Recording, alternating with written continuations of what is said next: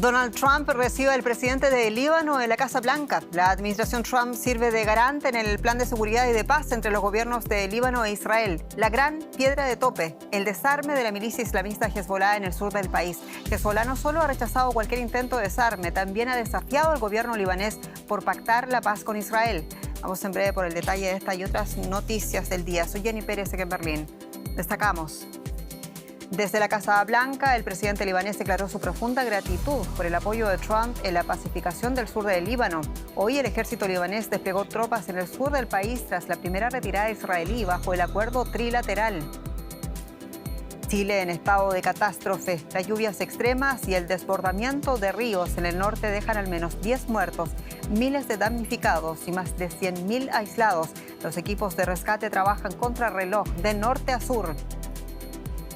Y en esta edición veremos cómo el anuncio de Daniel Ortega de que no habrá más elecciones en Nicaragua mueve fichas. Panamá retiró a su embajador de Nicaragua y Marco Rubio asegura que Estados Unidos no se quedará de brazos cruzados.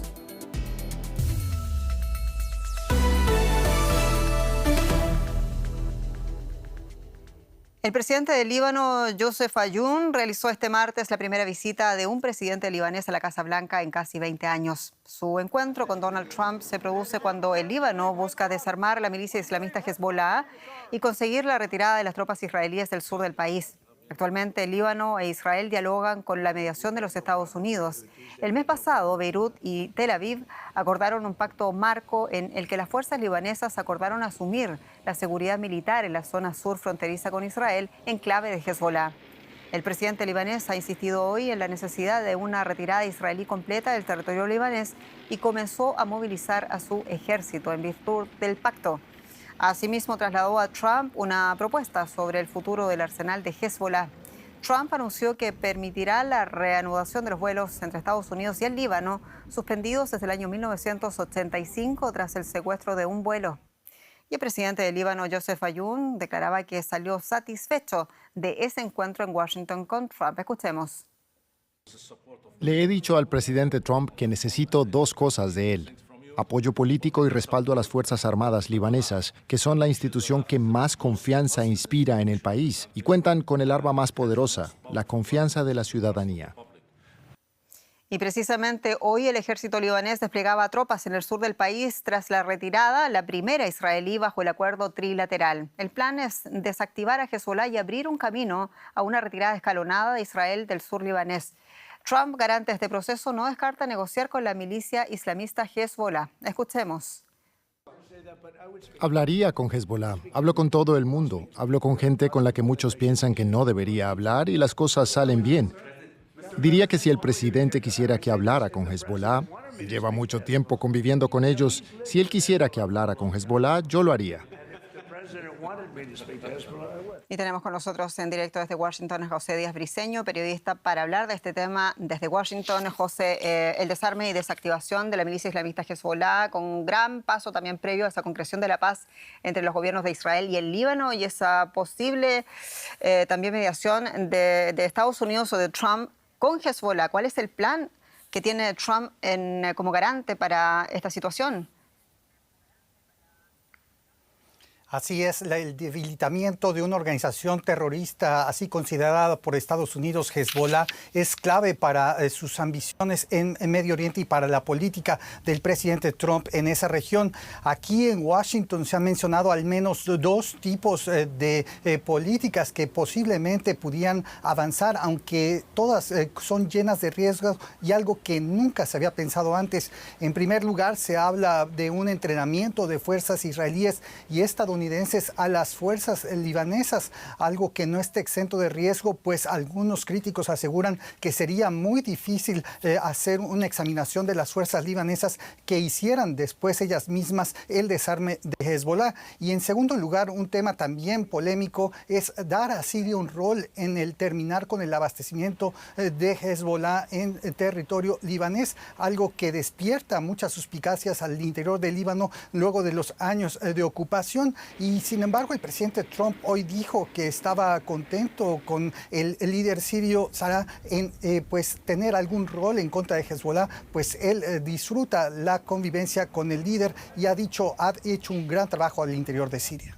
Muchas gracias, José Díaz.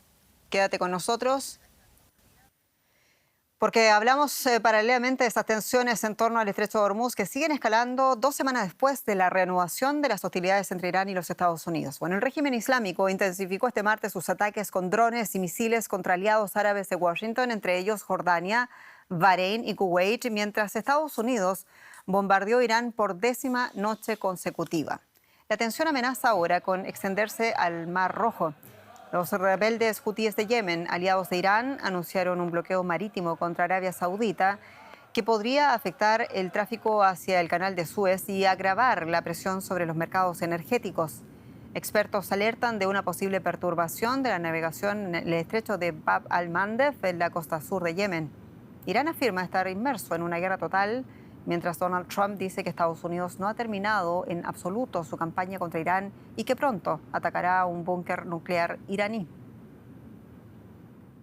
José Díaz Briceño está con nosotros en Washington. José, paralelamente vemos esto, cómo se expanden las tensiones en Oriente Medio. Kuwait se suma a las advertencias de Arabia Saudita contra Irán y Trump descarta por ahora las negociaciones. ¿Cuánta más presión militar está dispuesto a ejercer el presidente de Estados Unidos?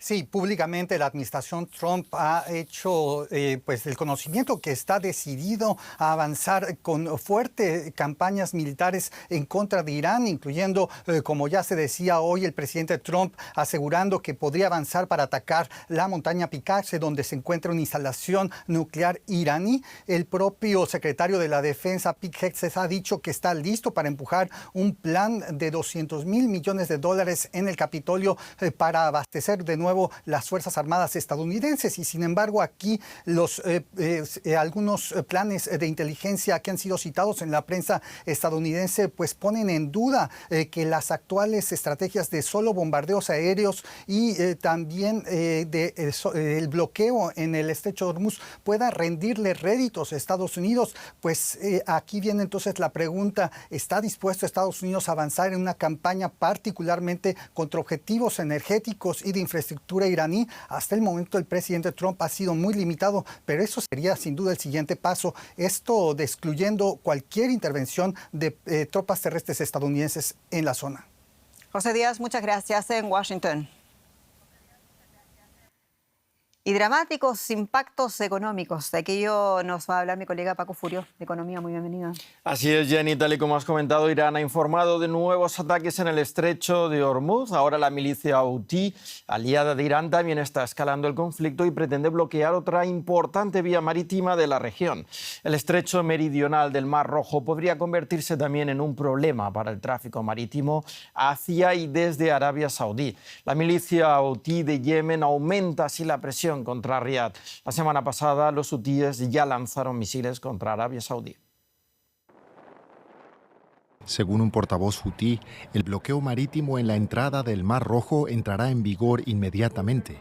Se dirige principalmente contra Arabia Saudita, país con el que los hutíes están enemistados desde hace años. El Mar Rojo es una ruta estratégica para Riad. Más de 4 millones de barriles de petróleo parten diariamente desde el puerto de Yambú, en la costa oeste del país. Los hutíes no tienen una gran fuerza naval para imponer un bloqueo marítimo, pero sí disponen de drones y misiles de fabricación iraní. Durante la guerra en Gaza atacaron más de 100 embarcaciones. Si cumplen esta amenaza, podrían interrumpir los envíos de petróleo saudita hacia Asia. Esto impactaría significativamente en los precios mundiales de la energía, que ya están bajo presión por el reciente reinicio de las hostilidades entre Irán y Estados Unidos. Todavía no está claro si los hutíes reanudarán sus ataques contra barcos en el estrecho meridional del Mar Rojo.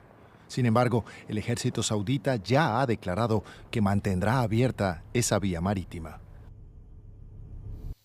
Y el Congreso de Chile aprobó hoy la mayor parte de la megareforma económica Ley para la Reconstrucción Nacional y el Desarrollo Económico, impulsada por el presidente José Antonio Kast para impulsar la economía, una de las principales promesas de campaña. La iniciativa del gobierno del presidente Kast fue presentada en abril de 2026. Sus ejes principales son la rebaja de impuestos corporativos del 27 al 23%, así como la eliminación de contribuciones a personas mayores de 65 años. La ley promete incentivos a la repatriación de capitales y beneficios tributarios para las empresas. La izquierda se opone al plan de Cast al considerar que favorece solo a los sectores más ricos y denuncia posibles recortes de beneficios sociales que puede hacer el gobierno si se reduce la recaudación fiscal. Y dejamos la economía, pero seguimos en Chile. Es así porque Chile enfrenta, Paco, una gravísima emergencia nacional. La situación más dramática se vive en el norte del país, donde las intensas lluvias de los últimos días han provocado inundaciones, deslizamientos de tierra que han dejado al menos 10 personas muertas, cientos de familias desplazadas. Ante la magnitud de la crisis, el presidente José Antonio Kast decretó el estado de catástrofe en las regiones de Coquimbo y Atacama, áreas del norte chileno, donde este tipo de precipitaciones resultan excepcionales debido a sus condiciones desérticas. Barrios cubiertos de barro y agua, viviendas destruidas y cientos de familias atrapadas por las inundaciones en áreas rurales de Coquimbo, en el norte de Chile. El ejército y carabineros han desplegado tractores y helicópteros para apoyar las tareas de rescate en las zonas más afectadas por las intensas lluvias. La emergencia deja al menos 10 fallecidos, unas 2.200 personas damnificadas y más de 100.000 personas aisladas y sin servicios básicos. Muy lamentable, muy grave, porque se vino las quebradas del sector de Cruz de Caña, bajó todo hacia acá, lo que es el sector Venus, y se inundó todo prácticamente lo que es calle, casa. El fenómeno, que comenzó el 15 de julio en el sur del país, afecta ahora a Coquimbo y Atacama, regiones desérticas del norte, donde las lluvias extremas son inusuales. El desbordamiento de los ríos ha bloqueado caminos por el lodo, dejando a varios pueblos totalmente aislados.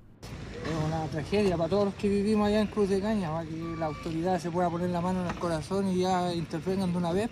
Las calles, la luz, que estamos olvidados, estamos alejados de la mano de Dios realmente.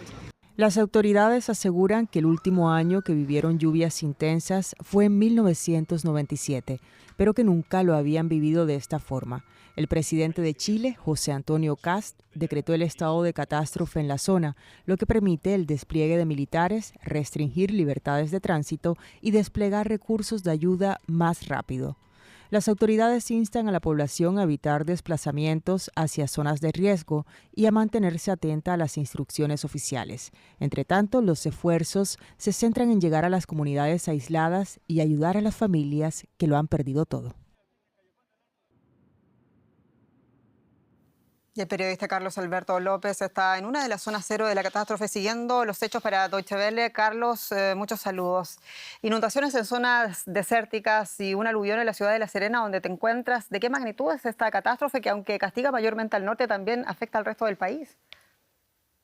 Jenny, muy buenas tardes. Parece increíble que este sol que reina en estos momentos acá en el sector de Islón, al oriente de La Serena, haya sido afectada por un verdadero diluvio. En horas de anoche hubo intensas precipitaciones. Para que se hagan una idea ustedes, un año normal son aproximadamente 80 los milímetros de agua que caen. Y aquí en 5 días cayeron cerca de 180 milímetros. En 5 días, vale decir lo que llueve en 2 años. Eso hizo que estas zonas, que son de terrenos muy arcillosos, que no chupan, por así decirlo, la humedad, hayan generado una serie de aluviones. De hecho, aquí a mi espalda ocurrió un tremendo aluvión, arrasó completamente el sector de Islón y muchas personas quedaron absolutamente damnificadas, ya que el agua pasó por sobre las defensas fluviales que habían sido instaladas en un sector donde habitualmente esto es absolutamente seco. Lamentamos escuchar esto, Carlos. ¿Qué recursos está movilizando el gobierno de José Antonio Kast? Y lo pregunto también pensando en las reconstrucciones de otras catástrofes que estaban pendientes cuando él asumió en marzo pasado. ¿Puede Chile enfrentar en solitario esta gran emergencia? Es difícil porque son muchos los recursos que están involucrados. De hecho, lo decía una nota inmediatamente precedente que fue aprobada parte de esta mega reforma de reconstrucción por parte del Congreso Nacional, y uno de los puntos que se toca ahí justamente es aportar recursos para las zonas de Biobío y también las zonas de Valparaíso, donde ocurrieron unos mega incendios. Se está tratando de ingresar algún tipo de indicación para que todos los afectados de la región de Atacama y de Coquimbo también puedan tener beneficios producto de estas graves devastaciones que hubo en extensas zonas. Carlos, y todo esto por un agravado fenómeno de El Niño, ¿cuál es el pronóstico que hacen los organismos meteorológicos para Chile? Lamentablemente esto está partiendo. Esta es la primera gran precipitación que hay a raíz del fenómeno del Niño. No había una de estas características desde el año 1997 y según meteorólogos este tipo de lluvias intensas podrían llegar incluso hasta el verano en nuestro país. Así que por ahí, por octubre, noviembre, también no se descarta que haya precipitaciones. Esperemos, por el bien de los chilenos que se han visto severamente afectados de a lo menos 10 regiones, que no sean de la intensidad que se vivieron, por ejemplo, aquí, donde me encuentro, en la localidad de Islón, al interior de La Serena. Carlos Alberto López, muchas gracias y así lo esperamos nosotros. Un abrazo. Para ti también. El secretario de Estado de Estados Unidos, Marco Rubio, acusó al presidente de Nicaragua, Daniel Ortega, de declarar la naturaleza autoritaria de su régimen, luego de que el mandatario nicaragüense afirmara que no permitirá elecciones que pongan en riesgo, dijo, el control del oficialismo, o sea, de su poder. El movimiento opositor nicaragüense, UNAMOS, pidió en tanto a la comunidad internacional aumentar la presión política y diplomática contra Daniel Ortega y Murillo. UNAMOS asegura que en el país no existen garantías democráticas, pero que la resistencia ciudadana sigue luchando pese a la concentración del poder en el régimen de Ortega, Daniel Ortega y de Rosario Murillo. Ortega, que gobierna Nicaragua desde el año 2007, cambió la constitución para reelegirse indefinidamente y ha sido acusado de robarse las elecciones en los años 2011, 2016 y 2021. Y con este anuncio de Ortega y Murillo de que en Nicaragua no habrá más elecciones, termina de despejar las últimas dudas sobre los intereses del liderazgo del gobierno nicaragüense. Tenemos con nosotros desde Ciudad de México a la periodista Gabriela Seltzer, quien es experta en política de Centroamérica y nos ayuda a comprender un momento esta situación. Gabriela, muy bienvenida. Vemos varias condenas contra Ortega ahora mismo, incluyendo la de Estados Unidos, mientras el gobierno de Panamá ha anunciado que retira a su embajador. ¿Cuán grave prevé será la presión política en las Américas contra el régimen de Ortega y Murillo? ¿Qué tal, Jenny? ¿Cómo estás? Bueno, como bien han señalado algunos analistas, con esta declaración Daniel Ortega confiesa plenamente su interés de instaurar un régimen dinástico familiar y de partido único, que ha venido forjando desde 2018, mejor dicho, desde 2007 que retornó al poder sin que la comunidad internacional lo cuestione de manera efectiva. Pienso que la presión podría llegar a ser fuerte, tomando en cuenta que ya hay un pronunciamiento del Departamento de Estado de que esto es intolerable para Estados Unidos y para el hemisferio, y además porque ya hay una coordinación de distintos gobiernos de Centroamérica y del Caribe ante la situación de Nicaragua. Estamos viendo, de hecho, una primera reacción centroamericana, la del gobierno de Panamá, cuya Cancillería expresó que eliminar las elecciones representa un agravio a los principios democráticos y anunció que llamaba a consultas a su embajador en Managua. Como parte de las presiones podría pensarse en medidas como el recorte de fondos que el régimen de Ortega y Murillo continúa recibiendo de instituciones como el Banco Centroamericano de Integración Económica, el BCI, así como la amenaza presente siempre de que podrían excluir a Nicaragua o separar a Nicaragua del Tratado Comercial CAFTA, lo que afectaría seriamente el grueso de las exportaciones hacia Estados Unidos, que es su principal socio comercial. Asimismo, habría que tomar en cuenta la nueva correlación de fuerzas que existe en América Latina, donde hoy hay gobiernos que no respaldan a la dictadura nicaragüense, como por ejemplo Argentina, Perú, Chile, Ecuador, Bolivia e incluso Brasil, donde el presidente Lula ha tomado distancia de su viejo amigo Ortega. Es así. Gabriela, muy brevemente, el movimiento opositor UNAMOS asegura que la resistencia ciudadana sigue, sin embargo, luchando pese a la concentración del poder. ¿Qué sucede con la oposición política dentro de Nicaragua? Bueno, en Nicaragua no existen liderazgos políticos de oposición de manera formal ni permitidos institucionalmente, a raíz de la represión desatada por el régimen desde las protestas sociales de 2018.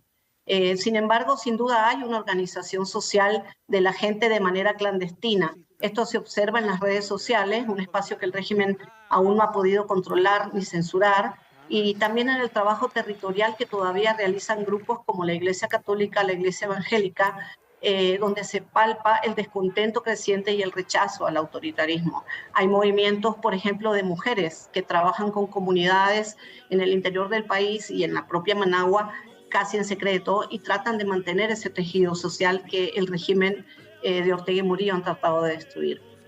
Gabriela Seltzer, muchas gracias en Ciudad de México. Gracias a ustedes, Jenny. Un abrazo. Y la administración de Donald Trump pidió al Departamento de Justicia de los Estados Unidos que garantice la inmunidad judicial de la presidenta interina de Venezuela, de Delcy Rodríguez, en la demanda civil abierta contra ella en Florida. En una misiva fechada el pasado día 11, pero que no se había dado a conocer hasta hoy, el gobierno pide a la Fiscalía que tenga en cuenta la especial importancia que tiene para Estados Unidos que el caso contra Rodríguez sea desestimado, dadas las significativas implicaciones de política exterior que tendría una actuación de este tipo para el país. Según el comunicado, Rodríguez se enfrenta a una demanda civil ante un tribunal del Distrito Sur de Florida en Miami por presuntos secuestros, torturas y actos terroristas vinculados al chavismo. Y el gobierno de Venezuela convocó este martes a la toma voluntaria de muestras de ADN para identificar a los fallecidos en el doble terremoto del pasado 24 de junio, que ha dejado más de 5.200 muertos, según el último balance oficial. En La Guaira, la zona cero, continúan las tareas de recuperación de cuerpos. La parroquia de Caraballeda es una de las poblaciones más afectadas por los temblores del día de San Juan. Equipos de emergencias recuperan un cuerpo de entre los escombros en un edificio residencial colapsado, conocido como OPP 26. Pero no solo forenses y profesionales de protección civil participan en las tareas, también lo hacen voluntarios y familiares de desaparecidos como esta mujer, Arlinda Prada. En mi caso particular busco a mi hermana, a su mami, mi madrastra, un sobrino de ella y un señor que para el momento del siniestro se encontraba en el apartamento, así como otros familiares en la Torre B y en la Torre C. Pero voy por partes, primero conseguirlos, los que estaban aquí en la Torre A, para luego ubicarlos de la B y de la C, porque se hace bastante complicada la búsqueda.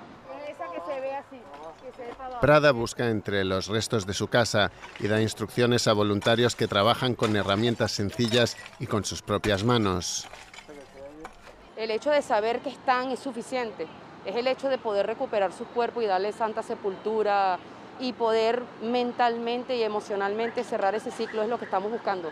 Por eso nosotros decimos que apenas esto comienza y va a continuar así. La Guaira todavía está buscando a sus familiares, todavía estamos buscando conseguir sus cuerpos. Esto no va a parar, no es un tema de momento, no es un tema de tendencia, es un tema de incluso necesidad humana, necesidad emocional, poder conseguir a nuestros familiares. Los sobrevivientes aseguran conocer con exactitud el lugar donde van a encontrar a sus familiares. Sacando a mi familia, pues ya saqué a mi mamá, ahora estoy sacando a mi papá, a mi hermana y a mi dos sobrinos. Y quiero sacarlo, pues. ¿Ya lo tienes ubicado ya? Sí, esta es mi casa. Aquí lo tengo ubicado, esta es mi casa. Y estoy seguro que todos están aquí, pues. Casi un mes después del doble terremoto, es imperativo localizar los restos de sus familiares. Solo así podrá comenzar el proceso de duelo.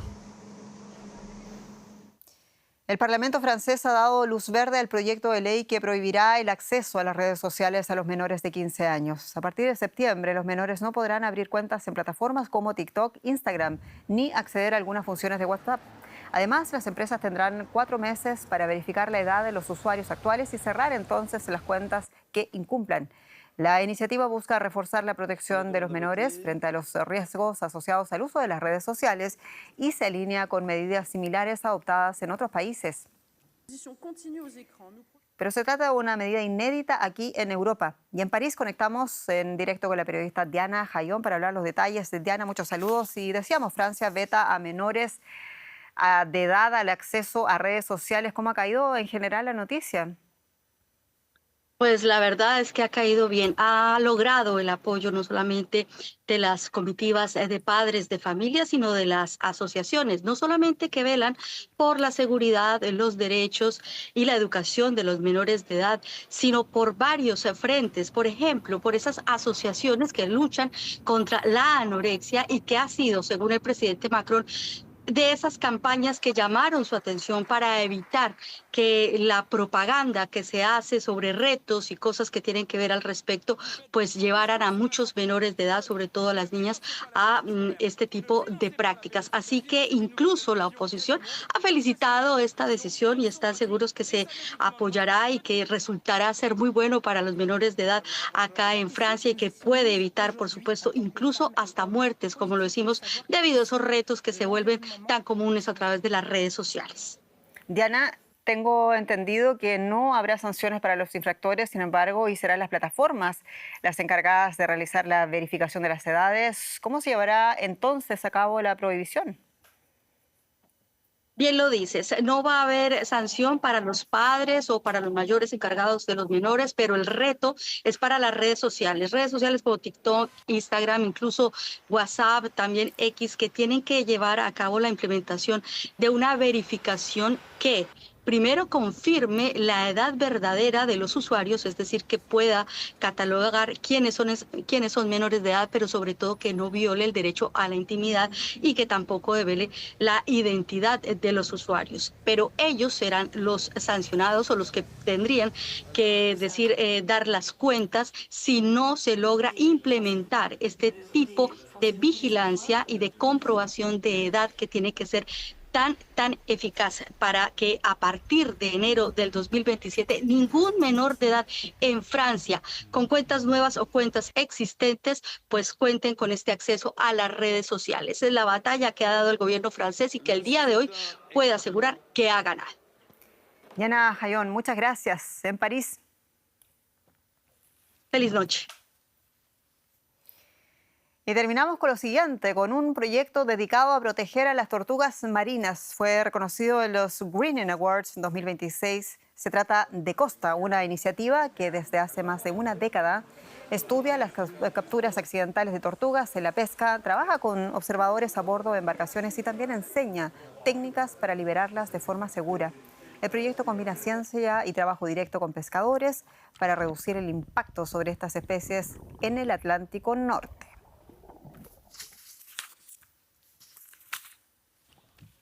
Y con esa historia terminamos nuestro recorrido por las historias del mundo. Así está el mundo en general y se lo contamos en Deutsche Welle. Soy Jenny Pérez. Para mí ha sido un gusto acompañarlos y hasta pronto.